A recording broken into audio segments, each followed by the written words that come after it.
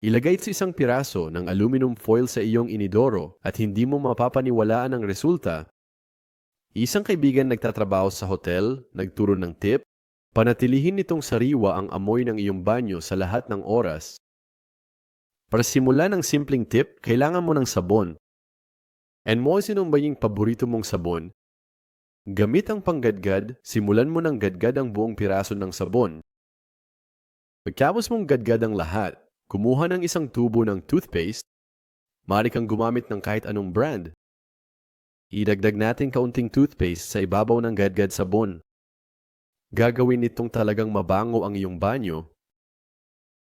Susunod, magdadagdag tayo ng 2 kutsara ng baking soda. Ang baking soda ay magne-neutralize ng masamang amoy, pahuhusayin ang amoy ng sabon, at aalisin ang bakterya sa iyong inidoro. Pagkatapos idagdag ang toothpaste, haluin natin ng mabuti ang lahat gamit ang parehong kamay. Sige at bigyan ng isang masahin hanggang sa maging isang uri ng kwarta. Dapat ganito ang itsura nito, kaibigan.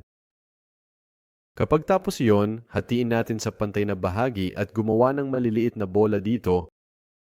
I-roll mo lang ito gamit ang iyong mga kamay para mahubog ito. Ngayon, gawin mo lang ito sa lahat ng masa. Susunod, kailangan natin ng rolyo ng aluminum foil. Gumupit ng malaking piraso, kunin ng bola at balutin ng foil. Siguraduhin maayos pagkakabalot nito para hindi ito madaling matanggal. Sige, ulitin mo ang proseso sa lahat ng mga bola. Pagkatapos ihanda ang lahat, kumuha ka ng toothpick at butasan ang ilang mga butas sa buong mga bola. Maglaan ka ng oras dito, napakahalaga ng bahaging ito.